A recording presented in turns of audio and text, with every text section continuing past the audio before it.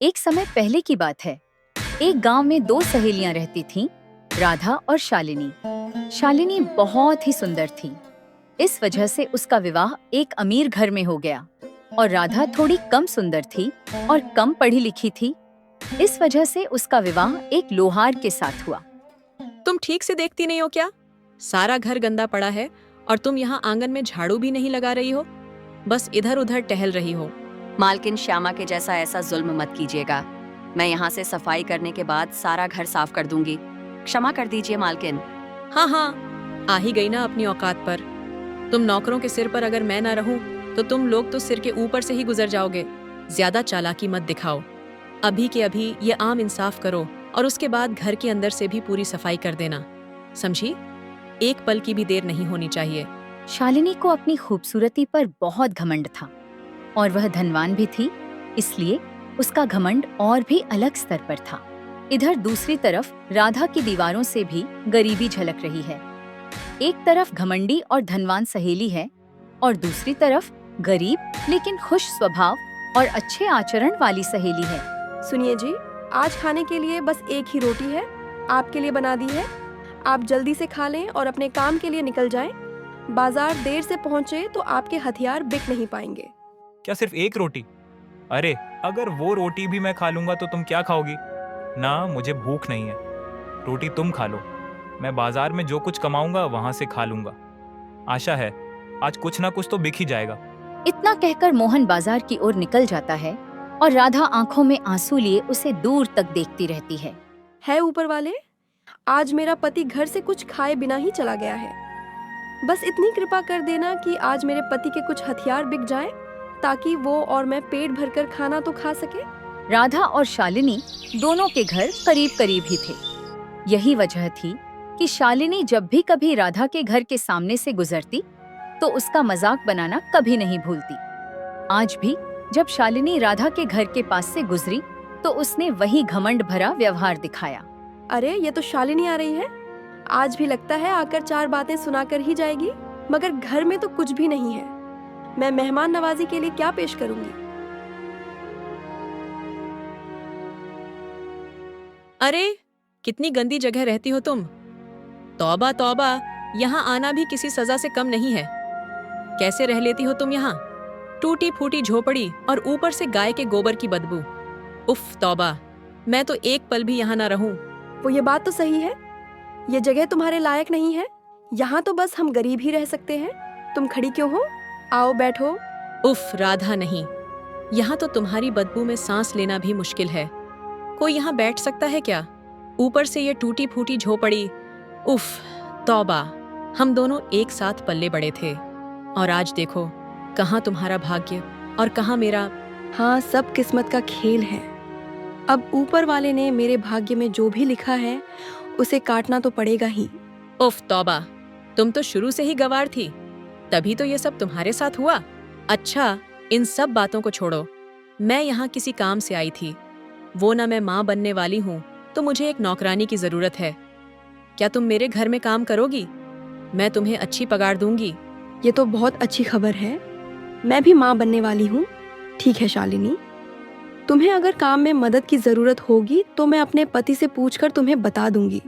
एक तो तुम गरीब लोगों के नखरे ही बहुत होते हैं। तुम लोगों की जब कोई मदद करना चाहता है ना, तो तुम लोग ज्यादा ही सर पर चढ़ जाते हो। खैर, अपने पति से पूछ लेना और फिर काम पर आ जाना। इतना कहकर शालिनी वहां से चली जाती है और राधा उसे हसरत भरी निगाहों से देखती रहती है।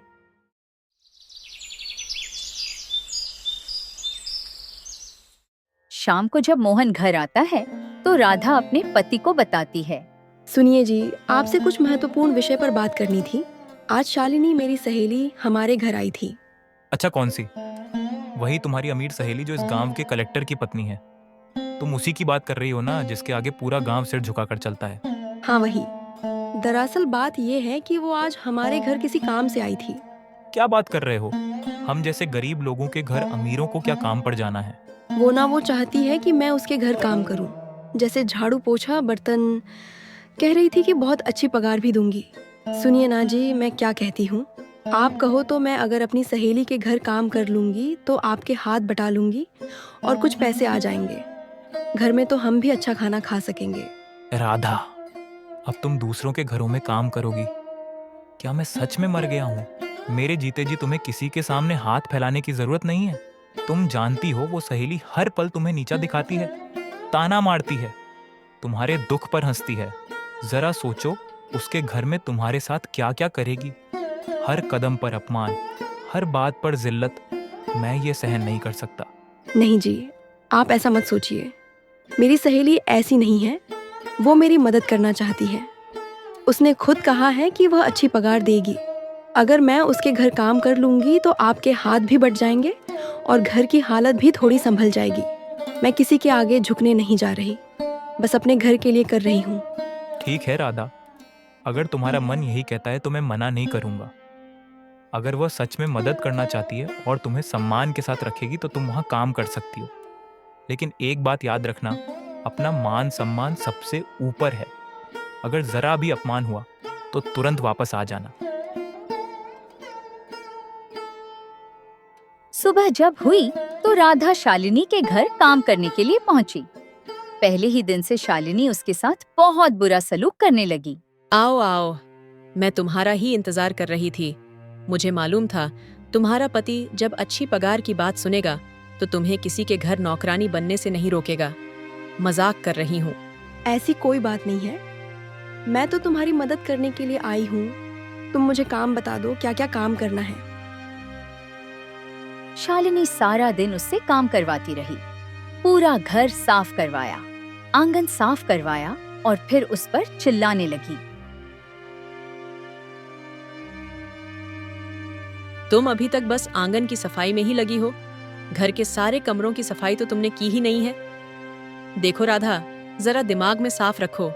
तुम यहाँ मेरी सहेली बनकर नहीं बल्कि नौकरानी बनकर आई हो, समझी? काम ढंग से और अच्छे से करो, वरना कल से यहाँ आने की कोई जरूरत नहीं है। शालिनी, मुझसे कोई गलती हुई है क्या? मैंने तो पूरे घर की सफाई अच्छे से कर दी है और खाना भी बना दिया है। फिर भी अगर कुछ कमी रह गई हो तो साफ साफ बता दो। यूं बिना बात के मुझ पर गुस्सा क्यों कर रही हो? वाह वाह, क्या बात है राधा। एक तो मैंने तुम पर एहसान किया है, तुम्हें अपने घर में काम पर रखा है, और ऊपर से तुम मेरे सामने जबान दराजी कर रही हो। जानती हो ना मैं कौन हूँ? मैं तुम्हारी वह सहेली नहीं हूँ। मैं इस गांव के कलेक्टर की पत्नी हूँ। समझ लो, मेरे साथ जबान दराजी मत करना। मैं माफी चाहती हूँ मालकिन। आज से मैं पूरा ख्याल रखूंगी। मुझे समझ आ गया है कि मैं यहाँ आपकी सहेली नहीं बल्कि नौकरानी हूँ। अब से कोई गलती नहीं होगी। हाँ हाँ ठीक है, समझ आ गया है तो अच्छा है। अच्छा सुनो, मैंने कुछ बचा हुआ खाना दरवाजे के बाहर रख दिया है। ले जाना, तुम्हारे और तुम्हारे पति के काम आ जाएगा। वो क्या है ना, हमारे घर में बासी खाना नहीं खाया जाता। फेंकने से बेहतर है तुम ले जाओ। जी मालकिन, आपका बहुत बहुत धन्यवाद। अगर आज की पगार भी मिल जाती तो बड़ी मेहरबानी होती। घर में आज चूल्हा जल जाता और मेरे पति को भी थोड़ा सुकून मिल जाता। आज की पगार? आज तो तुमने ठीक से काम ही नहीं किया। अच्छा चलो, ये रही पगार, कल ले जाना। आज बचा हुआ खाना ले जाना बस। जी मालकिन, जैसा आपको ठीक लगे। इसी तरह समय बीतता गया। राधा कभी खाना तो कभी पगार लेकर अपने घर जाती रही। थोड़ा हाल सुधरता गया। शालिनी राधा को हर रोज बहुत जलील करती, उसे नीचा दिखाती। और फिर एक दिन, हाय रे राधा, ये क्या हो गया? अरे सत्यानाश हो गया। ये तो लड़की पैदा हो गई। तूने तो मेरी सारी उम्मीदों पे पानी फेर दिया। अब बता, इस लड़की का क्या करेंगी? क्या इसे भी अपनी तरह घर घर नौकरी करवाएगी? हाय राम, मुझे तो यह आस थी कि लड़का होगा, मेरे बुढ़ापे का सहारा बनेगा, मेरा नाम रोशन करेगा। लेकिन तूने तो किस्मत ही पलट दी। यह सुन सुनकर राधा पर मानो कयामत टूट पड़ी थी। राधा की सास ने पूरा घर उठाकर अपने सिर पर रख लिया था और दूसरी तरफ शालिनी के घर में बेटे का जन्म हुआ। सारा घर सजाया गया। चारों तरफ खुशियों और रोशनी का ऐसा समा था कि जैसे सारी दुनिया जश्न में डूब गई हो। बच्चा सभी की दुआओं और आशीर्वादों के साथ शालिनी को सौंपा गया। बड़ा हुआ और मानो पूरी दुनिया दो उलझी तकदीरों का तमाशा देख रही हो। एक तरफ राधा की तबाही, दूसरी तरफ शालिनी की खुशियों का महाकुंभ। शालिनी, मैं आज बहुत खुश हूँ। आज हम पूरे गांव में दान धर्म का ऐसा आयोजन करेंगे कि हर कोई खुशी और उत्साह से झूम उठेगा। ऐसा ही किया गया। पूरे गांव में मिठाइयां बांटी गईं और खुशियां मनाई गईं। कुछ दिन बाद राधा फिर से काम पर जाने लगी और हर रोज अपनी बेटी को साथ लेकर शालिनी के घर जाया करती थी। राधा, ये क्या? तुम इसे ऐसे ही उठाकर ले आई हो? होश में तो हो ना? काम करोगी या इसे संभालोगी? क्या मैं पैसे पेड़ से तोड़कर लाती हूँ जो तुम्हें तुम्हारी खुद की बेटी को संभालने की अलग से पगार दूं? नहीं नहीं, ऐसी कोई बात नहीं है मालकिन। मैं अपनी बेटी को घर में अकेली कैसे छोड़कर आया करूं? मैं उसे साथ लेकर सारा काम कर लूंगी। भले ही आप मुझे ज्यादा काम बता दें, मैं वह भी कर दूंगी। बस मुझे मेरी बेटी को अपने साथ रखने दीजिए। एक तो तुम नौकर लोगों को हर बात में विनती करने की आदत होती है। खैर, रख लो इसे अपने साथ। तुम्हारे नसीब तो वैसे ही बहुत खराब हैं। गरीब तो तुम थी ही, लेकिन अगर बेटे को जन्म देती तो वही तुम्हारा सहारा बनता। बेटी को जन्म दिया है तुमने, और याद रखना, यह बेटी तुम्हारे लिए सिर्फ बोझ ही बनेगी।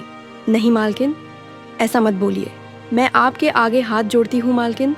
मैं तो ऊपर वाले से विनती करती हूँ कि मेरी बेटी का भाग्य मेरे जैसा कभी ना हो। और अगर तुम्हारी बेटी का भाग्य भी तुम्हारे जैसा ही हुआ तो ये भी मेरे घर में नौकरानी बनेगी। बुरा मत मानना। वैसे मैंने सुना है कि बेटी का भाग्य अक्सर उसकी माँ जैसा ही होता है। शुभ शुभ बोलिए मालकिन। मैं तो वैसे ही गरीबी में झूल रही हूँ, लेकिन मेरी बेटी के लिए शुभ शुभ बोलिए। ऊपर वाला मेरी बेटी को रानी जैसा भाग्य देगा। आप देख लेना, मेरी बेटी रानी बनेगी। रानी? राधा, क्या बातें कर रही हो? तुम नौकरानी की बेटी? रानी? हाँ हाँ, बिल्कुल ऐसा ही होगा। चलो अब जाकर काम करो। उस दिन शालिनी राधा का बहुत मजाक बनाती रही। उसकी बातों से राधा को बहुत ठेस पहुंचती थी। राधा परेशान होकर अपनी बेटी को वहीं छोड़कर काम करने लगती है। इस तरह राधा को उस घर में काम करते हुए कई बरस बीत गए। अब राधा की बेटी और शालिनी का बेटा दोनों बड़े हो गए थे। राधा की बेटी का नाम काव्या था। जैसे प्यार से सब उसे काव्या कहते थे। राधा ने काव्या को बहुत प्यार से पाला था और काव्या देखने में तो ऐसी थी जैसे आसमान से कोई परी उतर आई हो। दूसरी तरफ शालिनी का बेटा आरव उसके बिल्कुल उल्टा था। वो बहुत विनम्र था और बड़ों का आदर करता था। वो अमीर गरीब में कोई भेदभाव नहीं करता था और सबके साथ बहुत ही अच्छा व्यवहार करता।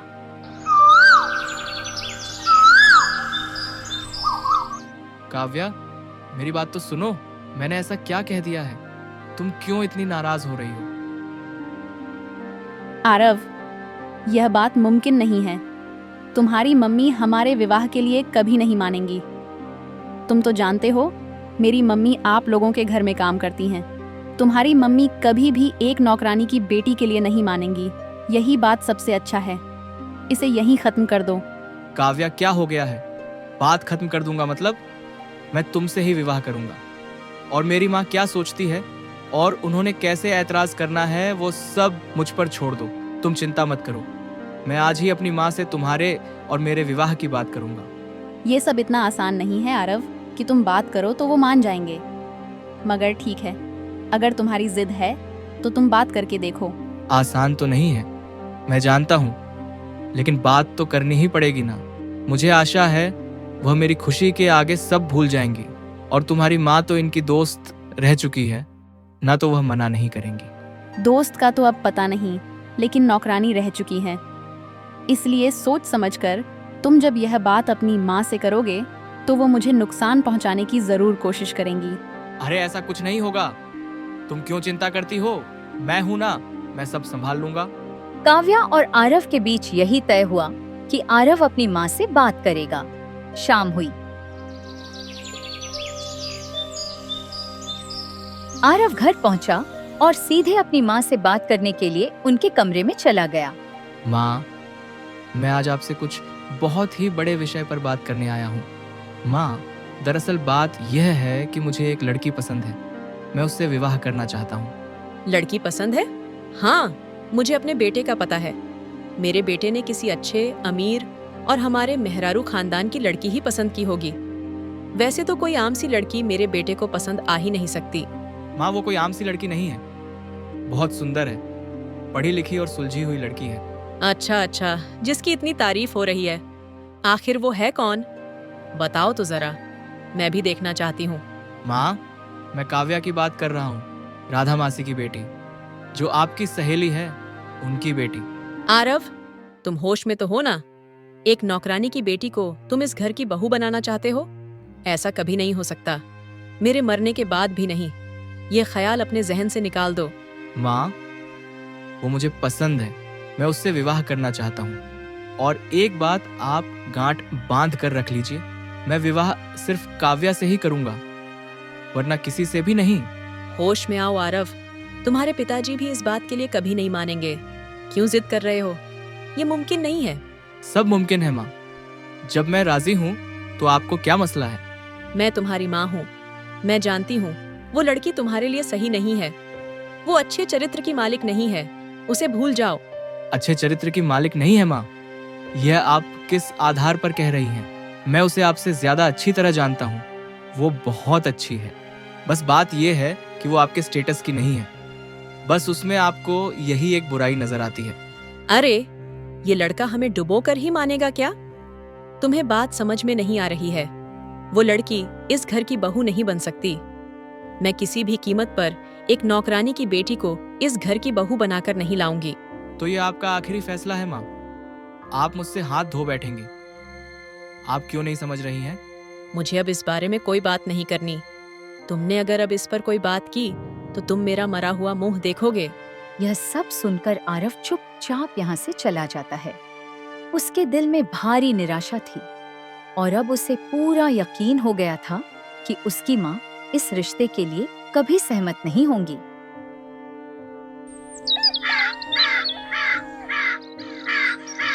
अगली सुबह राधा हर रोज की तरह किसी बात से अनजान शालिनी के घर काम के लिए पहुंचती है। शालिनी घर के बाहर राधा का पहले से इंतजार कर रही थी। ए नमक हराम नौकरानी, तुम्हारा ही इंतजार था। मैंने तुम पर एहसान किया, तुम्हें अपने घर में काम दिया और तुम अपनी बेटी को इस घर की मालकिन बनाने के ख्वाब देख रही हो। भूल गई हो क्या अपनी औकात? शालिनी, मुझसे कोई गलती हो गई है या तुम ऐसे चिल्ला रही हो? मुझे तो कुछ समझ में नहीं आ रहा। अरे जा नाटकी औरत, मेरे बेटे को फंसाकर तुम दोनों माँ बेटी क्या समझ रही हो? शालिनी, क्या बोल रही हो? हमको कुछ समझ नहीं आ रहा है। और मैं एक नौकरानी की बेटी को इस हवेली की बहू बनाऊंगी?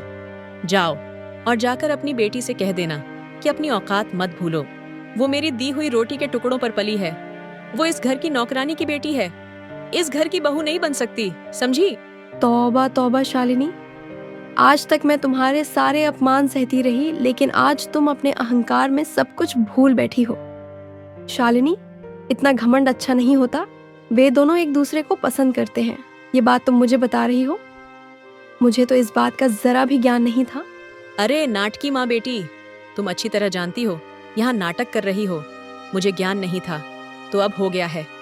अब अपनी औकात पर आओ और अपनी बेटी से कह देना कि उसकी औकात मेरे घर में एक नौकरानी की है, बहू की नहीं। बस अब और नहीं। मेरी बेटी के लिए रिश्तों की कोई कमी नहीं है कि उसे तुम्हारे घर जबरदस्ती ब्याह दिया जाए। तुमने मेरा बहुत अपमान किया है। तुम्हारा यह अहंकार तुम्हें ले डूबेगा। याद रखना, जब कोई बहुत ज्यादा हवा में उड़ने लगता है तो समझ लेना कि उसका बुरा वक्त शुरू हो गया है और अब लगता है तुम्हारा भी बुरा वक्त आने वाला है। अरे जा, बुरा वक्त मेरा नहीं, अब तेरा शुरू होगा। कल से यहाँ काम पर मत आना। अब तुम दोनों माँ बेटी भीख मांगकर खाना। उस रोज राधा रोती हुई घर पहुंची। उसने जब अपनी बेटी को यह सारी बातें बताई, तब उसकी बेटी ने सोच लिया था कि वो अपनी माँ के अपमान का बदला जरूर लेगी। अगले रोज काव्या ने आरव को नदी के किनारे बुलाया, मगर आरव बहुत शर्मिंदा था, इसलिए वह वहां पहुंच नहीं सका। मेरी माँ को मेरी वजह से इतना अपमान सहना पड़ा। मैंने आरव को मना भी किया था। उसकी माँ हमारे रिश्ते को कभी नहीं मानेगी, ये मुझे पता था। मेरे जैसी बेटी होने से तो बेहतर था कि मेरी माँ की कोई संतान ही ना होती। मुझे मर जाना चाहिए, बस अब और नहीं।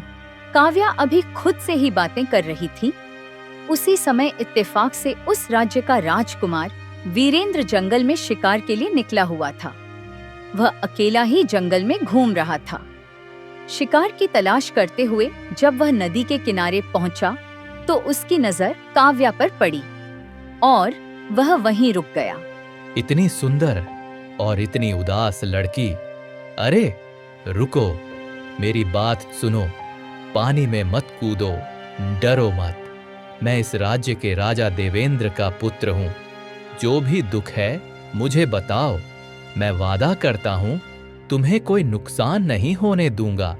काव्या ने जैसे ही राजकुमार की आवाज सुनी उसे कुछ समझ नहीं आया और वह तुरंत अपने घर चली गई। राजकुमार को काव्या बहुत पसंद आई। राजकुमार ने उससे बात करने की बहुत कोशिश की, लेकिन काव्या ने कोई जवाब नहीं दिया। राजा ने तुरंत उसके घर का पता लगा लिया और अपने विवाह का संदेश उसके घर भेजा। राधा जब यह खबर सुनी तो खुशी से फूली नहीं समाई और तुरंत तैयार हो गई। काव्या ने जब यह सुना तो उसने आरव से बात करने की बहुत कोशिश की, लेकिन आरव अपने घर वालों से नाराज होकर घर से चला गया था। काव्या अपने घर वालों के हाथों मजबूर हो गई और फिर विवाह की तारीख रख दी गई।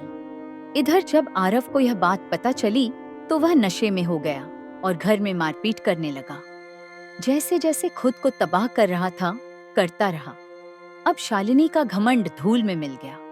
शालिनी ने आरव के इलाज के लिए अपना घर तक बेच दिया, मगर आरव को जो चोटें लगी थीं, उनका पीछा नहीं छोड़ रही थीं। कहते हैं घमंड इंसान को कभी नहीं छोड़ता।